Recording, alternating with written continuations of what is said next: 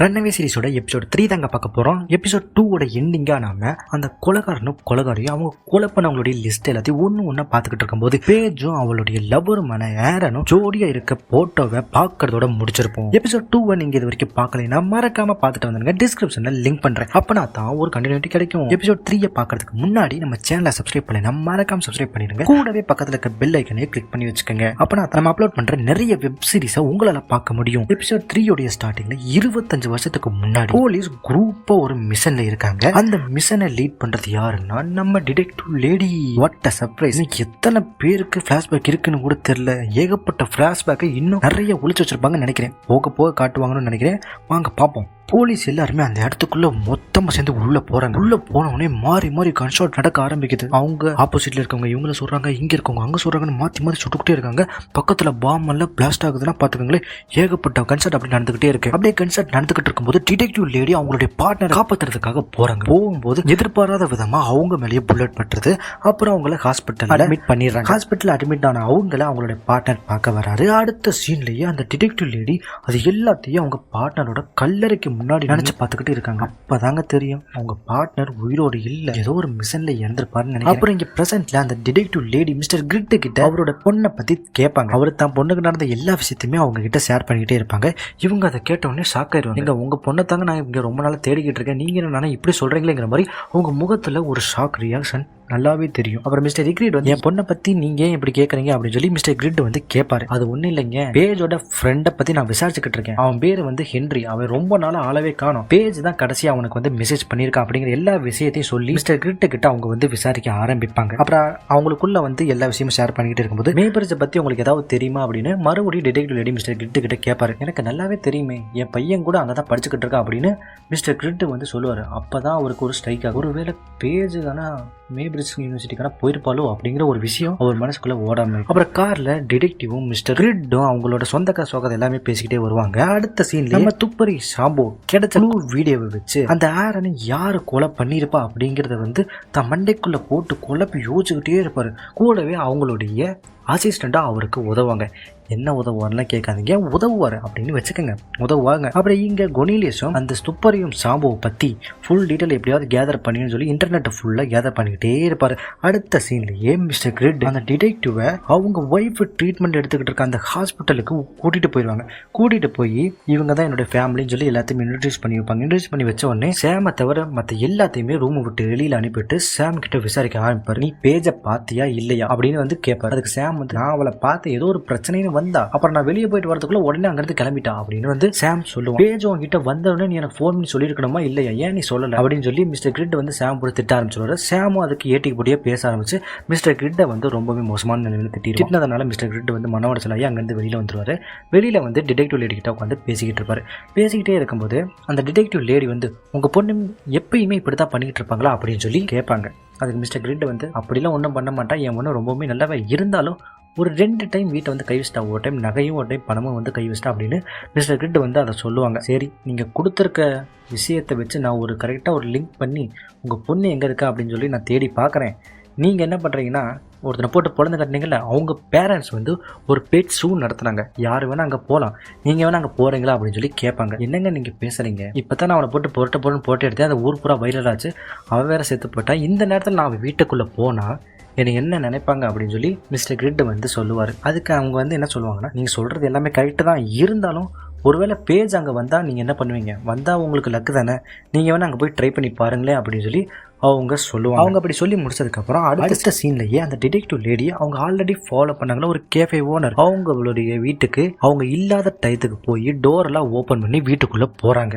வீட்டுக்குள்ள போனவங்க வீட்டை ஃபுல்லா அலசி ஆராய்ஞ்சிக்கிட்டே இருப்பாங்க. அப்படி ஆராய்ஞ்சிக்கிட்டே இருக்கும்போது அவங்களுடைய பெட்ரூம்குள்ளேயும் போவாங்க. பெட்ரூம்குள்ள போனோடனே ஒரு போட்டோ இருக்கு. யாரோடதுன்னு பார்த்தா அது அந்த டிடெக்டிவ் லேடியோடைய ஹேக்கர் ஃப்ரெண்டோடது. இந்த போட்டோவை பார்த்த உடனே இவங்க ஷாக் ஆயிடுவாங்க. எனக்கு நம்ம இந்த ஓல்டு லேடி வந்து அந்த கேஃபே ஓனருடைய பாட்டின்னு தான் நினைக்கிறேன். அதனாலதான் இவங்க ஃபாலோ பண்றதை அவங்க கிட்ட சொல்லாம மறைச்சிருப்பாங்களோன்னு கூட தோணுது. இருக்கும் போக தெரியும் என்ன ஆக போகுதுன்னு. அவங்க அந்த போட்டோவை பார்த்துக்கிட்டு இருக்கும்போது வெளியில கார் வர சத்தம் கேட்கும். வெளியில இவங்க எட்டி பார்ப்பாங்க. எட்டி பார்த்தா அந்த கேஃபேவோட ஓனர் வீட்டுக்கு வந்துருவாங்க. வீட்டுக்கு வந்ததுக்கப்புறம் வீட்டுக்குள்ளே வருவாங்க. உள்ள வந்து பார்த்தா அந்த டிடெக்டிவ் லேடி அங்கே இருக்க மாட்டாங்க, வெளியில வந்துருவாங்க. வெளியில வந்தவங்க அந்த போட்டோவையும் தன் கையோட கொண்டு வந்துருவாங்க. அடுத்த சீன்லயே அந்த கொலகாரையும் வெளியில எங்கேயோ கிளம்புவாங்க. அநேகமா அடுத்த டார்கெட்டை க்ளோஸ் பண்றதுக்காக போவாங்கன்னு நினைக்கிறேன். அப்புறம் இங்க நம்ம துப்பறியும் சாம்போ ஹாஸ்பிட்டலுக்கு வந்து மிஸ்ஸஸ் சிக்ரிட் கொலை நடந்த அன்னைக்கு என்ன பண்ணிட்டு இருந்தாங்கன்னு சிசிடிவி ஃபுட்டேஜ் எங்களுக்கு தரீங்களா அப்படின்னு சொல்லி அதை பத்தி விசாரிச்சுட்டு இருப்பாரு. விசாரிச்சுட்டு இருக்கும்போது அவங்கள அந்த டாக்டர் பார்த்துருவாரு. பார்த்துட்டு இவங்க கிட்ட மட்டும் மாட்டிக்கிட்டோம், நம்மளை வச்சு செஞ்சிருவாங்கிற மாதிரி வேகமா அந்த வழியில இருந்து தான் வந்த வழியிலே திரும்பி போக பார்ப்பாரு. அவர் போகிறத வந்து நம்ம துப்பறியும் சாம்போ பார்த்துருவாரு. பார்த்துட்டு டாக்டர் வேகமா அவருடைய கேபினுக்குள்ள போவார். உள்ள போகும்போது பின்னாடி நம்ம துப்பறியும் சாம்போவும் வந்துருவாரு. டாக்டர், இன்னும் கொஞ்சம் கேள்வி மிச்சம் இருக்கு, அதுக்கு மட்டும் பதில் சொல்லிடுங்க அப்படின்னு சொல்லிட்டு கொலை நடந்த அன்னைக்கு நைட்டு மிஸ்ஸஸ் சிக்ரிட் இங்க இருந்தாங்களா அப்படின்னு சொல்லி கேட்பாரு. அதுக்கு டாக்டர் வந்து நான் தான் ஏற்கனவே சொல்லிட்டேன்ல, மிஸ்ஸஸ் சிக்ரிட் நைட் ஷிஃப்ட் இங்கே தான் பார்த்தாங்க அப்படின்னு சொல்லுவாரு. இல்லையே, எனக்கு கிடைச்ச ஃபுட்டேஜில் மிஸ்ஸஸ் சிக்ரிட் 8:30 மணிக்கெல்லாம் வெளியில் கிளம்பிட்டாங்களே அப்படின்னு போலீஸ் சொல்லுவார். அதை கேட்டோடனே டாக்டர் தகச்சிருவார்.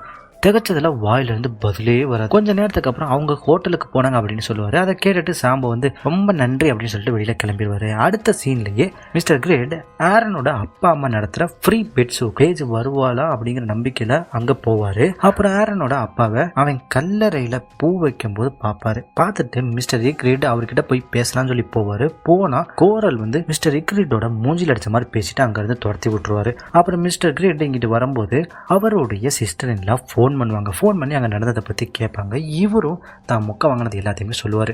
சொல்லிட்டு சாம் என்கிட்ட எல்லாத்தையுமே சொல்லிட்டான், இனிமேல் என்கிட்ட எதையும் மறைக்காது அப்படின்னு சொல்லுவார். இவர் சொல்லும்போது அவங்க முகத்தில் ஏதோ ஒரு விஷயத்த மறைக்கிறது அப்படியே தெரியும். அப்புறம் ஏரனோட அம்மா யார்கிட்டயோ தனியாக பேசுவாங்க. நீங்கள் அங்கேயே இருங்க, நான் அங்கே வந்துடுறேன் அப்படின்னு சொல்லுவாங்க. சொல்லிட்டு அவங்க கிளம்புவாங்க. அவங்க கிளம்புறத மிஸ்டர் கிரிட் பார்த்துருவாரு. பார்த்துட்டு அவனோட அம்மா கிளம்புறாங்க, நான் அவங்களுக்கு பின்னாடியே ஃபாலோ பண்ணுறேன் அப்படின்னு ஃபோனை வச்சிருவாரு. இங்கே நம்ம துப்பறியும் சாம்போ கிடைச்ச எவிடன்ஸ் எல்லாத்தையும் வந்து மேட்ச் பண்ணி பார்ப்பாரு. அந்த கொலை யார் தான் பண்ணது அப்படின்னு சொல்லி அவர் தேடிக்கிட்டே இருப்பாரு. இங்கே இவர் இப்படி கனெக்ட் பண்ணி பார்த்துக்கிட்டு இருக்கும்போது அங்கே மிஸ்டர் கிரிட் ஆரனோட அம்மாவை ஃபாலோ பண்ணிட்டு போவார். அடுத்த சீன்லேயே அந்த டிடெக்டிவ் லேடி கார்ல வந்துகிட்டு இருப்பாங்க. அப்ப அவங்களுக்கு அவங்களுடைய ஹேக்கர் ஃப்ரெண்டு கால் பண்ணுவாங்க. கால் பண்ணி ஹென்ரியை பத்தி எந்த விதமான குழுவும் எனக்கு கிடைக்கவே இல்லை அப்படின்னு சொல்லுவாங்க. பரவாயில்ல விட, நான் டேட்டோ ஷாப்புக்கு தான் போறேன், அங்க போய் ஏதாவது ஒரு துப்பு கிடைக்குதான்னு சொல்லி நானே தேடி பார்க்கறேன் அப்படின்னு சொல்லிட்டு நீ வந்து பேஜ் எங்க இருக்கான்னு சொல்லி பாரு, ஏன்னா பேஜ் கிடைச்சா மட்டும்தான் ஹென்றி கிடைப்பான், பேஜ் தான் நமக்கு ஹென்றி கண்டுபிடிக்கிறதுக்கு ஒரே வழி அப்படின்னு சொல்லிட்டு போனை வச்சிருவாங்க. போனை வச்சுட்டு இவங்க டேட்டோ ஷாப்பு கிட்ட வருவாங்க. அங்க பார்த்தா போலீஸ், ஃபாரன்சிக் டிபார்ட்மெண்ட் எல்லாருமே வந்திருப்பாங்க. தான் ஒன்று ஸ்ட்ரைக் ஆகும். ஆல்ரெடி இந்த கொலகாரியும் டேட்டு ஷாப்ல ஒருத்தரை போட்டு தள்ளானுங்களே, அவனை தேடிதான் இவங்க வந்திருப்பாங்க. ஒருவேளை அந்த சின்ன பையன் ஹென்ரியா இருப்பானோ, இருந்தாலும் அவனையும் தான் போட்டு தள்ளிட்டாங்களே. அப்புறம் அந்த டிடெக்டிவ் லேடி அந்த கிரைம் ஸ்பாட்டுக்குள்ள போய் விசாரிக்க ஆரம்பிப்பாங்க. அப்பதான் தெரியும் அந்த சின்ன பையனோட பேரு ராபின் பெய்லே அப்படின்னு. அப்ப இவனும் ஹென்றி இல்லை அப்படின்னா ஹென்றி எங்க தான் இருக்கான்?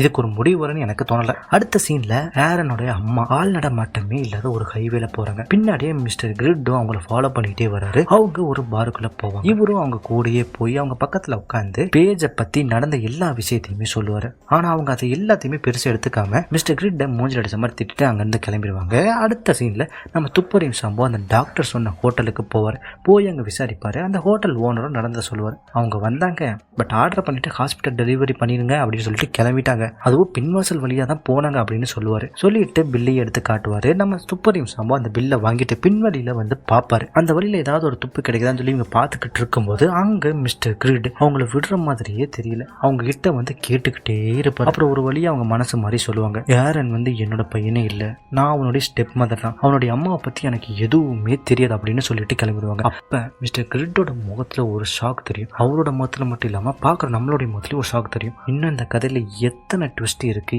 யாரு என்னன்னு தெரியாம சுத்தி சுத்தி வந்து நம்ம போட்டு மண்டே குழப்புற அளவுக்கு ஏகப்பட்ட ட்விஸ்ட், பிளாஷ்பேக்னு சொல்லி இன்னும் எக்கச்சக்கமா இருக்குன்னு நினைக்கிறேன். இவங்க இந்த மாதிரி பேசிக்கிட்டு இருக்கும்போது அங்க அந்த டிடெக்டிவ் லேடி கிரைம் ஸ்பாட்ல இன்வெஸ்டிகேஷன் நடந்துகிட்டு இருக்கும்போது அங்க இறந்தவரோட கணவன் வந்துருவாரு. பார்த்தாங்க தெரியும் அவங்க ஒரு லெஸ்பியன் கப்பல்னு. அப்புறம் இந்த டிடெக்டிவ் லேடி அவர்கிட்ட விசாரிப்பாங்க. அவரும் அவருக்கு தெரிஞ்ச விஷயம் எல்லாத்தையுமே சொல்லிடுவாரு. அப்புறம் நைட் நேரத்துல மிஸ்டர் கிரேட் ஆரனுடைய அப்பாவை பார்க்க வருவாரு. அவர்கிட்ட ஆரனுடைய உண்மையான அம்மாவை பத்தி கேட்பாரு. ஆனா அவரு அதுக்கு பதில் சொல்லாம வேற விஷயத்தை பத்தி பேச ஆரம்பிப்பாரு. இதெல்லாம் எங்க ஆரம்பிச்சதுன்னு உங்களுக்கு தெரியுமா? ஆரன் கிட்ட இல்ல, உன் பொண்ணு பேஜ் கிட்ட இருந்ததா அப்படின்னு சொல்லுவாரு. அப்படி அவர் சொல்லும் போதே மிஸ்டர் கிரிட்டுக்கு ஒண்ணுமே புரியாது.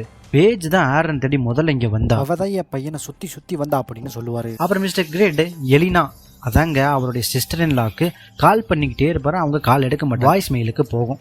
அப்புறம் இவர் வந்து நம்ம இவ்வளோ நாள் தப்பாக புரிஞ்சுக்கிட்டோம், ஆரன் வந்து பேஜ் ஒன்று தேடி வரல, பேஜ் தான் ஆரனை தேடி போயிட்டு இருக்கா அப்படின்னு அவர் சொல்லிடுவார். அதாவது வாய்ஸ் மெயிலில் அனுப்பிடுவார். வாய்ஸ் மெயில் அனுப்பிட்டு அவர் காருக்குள்ளே ஏறி உட்காருவார். அப்போ அவருக்கு காலையில் வந்தப்போ ஒரு கேரவன் அங்கே இருந்துச்சுல அப்படிங்கிற விஷயம் ஞாபகம் வரும். அங்கே போய் ஏதாவது துப்பு கிடைக்குதான்னு பார்க்க போவார். அடுத்த சீன்லேயே அந்த கேஃபே ஓனர் தன்னோட வீட்டிற்கு உள்ளே வச்சிருக்கக்கூடிய சிசிடிவி கேமரா, அது பார்க்க சிசிடிவி கேமரா மாதிரிலாம் இருக்காது, சும்மா சிம்பிளாக அங்கங்கே வந்து வச்சிருப்பாங்க. ஏதாவது ஒரு எமர்ஜென்சிக்காக யாராவது உள்ளே வந்தால் சிசிடிவி கேமரா அழிச்சிட்டாலும் இந்த கேமரா மூலம் ஏதாவது தெரிஞ்சுக்கலாம்னு சொல்லி அந்த கேமரா வச்சிருப்பாங்க.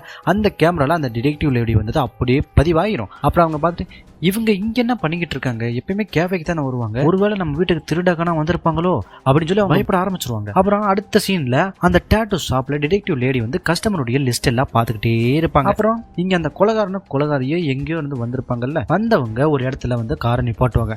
அநேகமா இங்க இருக்கவங்க தான் நெக்ஸ்ட் டார்கெட்னு நினைக்கிறேன். அப்புறம் காரை விட்டு அந்த கொலகாரி வந்து இறங்கி வீட்டுக்கு முன்னாடி போய் காலிங் பெல்ல அமுக்குனவுடனே உள்ள இருந்து ஒருத்தவங்க வருவாங்க, வந்து கதவை திறப்பாங்க. ஆனா இவ எதுவுமே பண்ணாமனா அசால்ட்டா தான் என்னமோ ரொம்ப நாள் பழகுன ஃப்ரெண்டோட வீட்டுக்குள்ள போற மாதிரி அசால்ட்டா உள்ள போவோம். அப்ப இவங்க டார்கெட் இல்லைன்னா வேற யார் தான் டார்கெட்? அப்புறம் எதுக்கு இவங்க இங்க வந்தாங்க எல்லாமே போதான் சொல்லுவாங்க. அப்புறம் அந்த டிடெக்டிவ் லேடி செக் பண்ணிக்கிட்டு இருக்கும்போது ஹென்ரியோடைய அப்பா சொன்னது ஞாபகம் வரும். அதாவது ஹென்றி வந்து அவருடைய பிள்ளையே இல்ல, அவன் வந்து தத்துப்புள்ள அப்படின்னு அவர் சொல்லியிருப்பாரு. எனக்கு என்னமோ ஆரன் தத்துப்புள்ள, ஹென்ரிய தத்துப்புள்ள, ஒரு பேஜ் தத்துப்புள்ளியா இருக்குமோ. இவங்க 3 பேத்துக்குள்ள ஏதாவது ஒரு லிங்க் இருக்கும்னு நினைக்கிறேன். இந்த லிங்கை வச்சு அவங்க ஏதாவது ஒரு ஐடியாக்கு வந்து வந்துருவாங்க. அடுத்த சீன்ல போலீஸ்க்கு ஒரு வீடியோ கிடைக்கும். அந்த வீடியோல மிஸ்ஸஸ் கிரிட் வந்து தனியா நடந்து போவாங்க. தனியா நடந்து போறவங்களோட பின்னாடி யாரோ ஒரு ஆள் ஃபாலோ பண்ணுவாங்க.